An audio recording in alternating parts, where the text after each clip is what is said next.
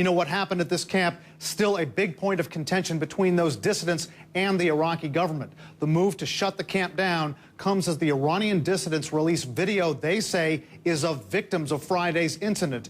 Video which, again, we should warn you, could be disturbing to some viewers.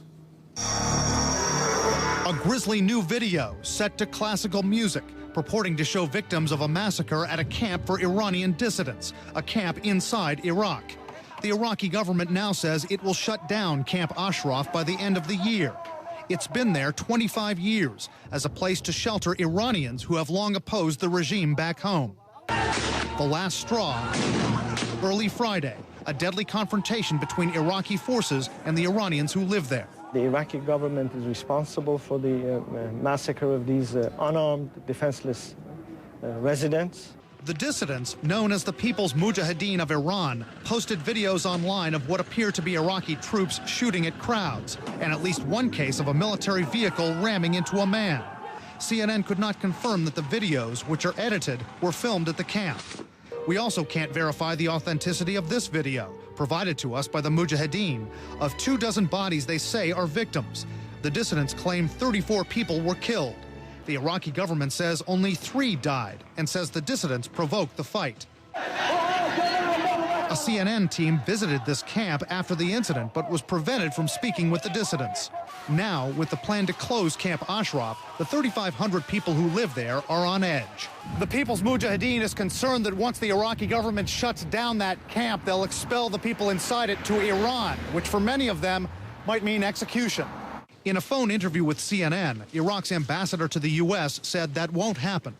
You know, there is no intention on the part of the Iraqi government to send any of the residents of Camp Ashraf back to Iran against their will.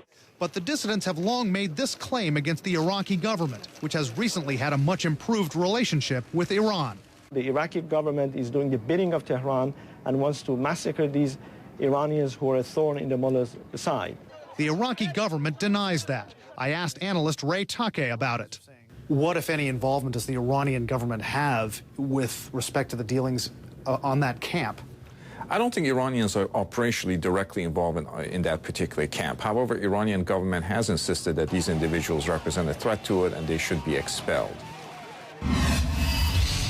The Iranian, Iraqi, and the American governments all formally consider the People's Mujahedeen to be a terrorist group because of its targeting of Iranian officials in the past.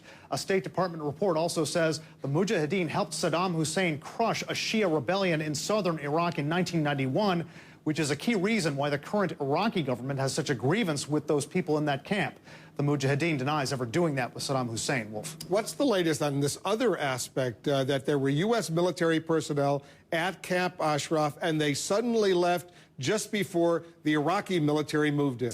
The Iranian dissidents are sticking to their claim that an American military unit was there just in the hours before this incident occurred, and they claim that they were ordered to leave by their commander in Baghdad, despite objections from an American commander who was on the ground there. We contacted U.S. forces in Iraq over this again today, and they say, a spokesman for the U.S. forces in Iraq says that is completely untrue. He says there was an American unit there the day before the attack doing routine checks, as they often do in that camp, but he says the commander made no requests to stay in the camp, and he says they had no indication of what was going to happen the next day.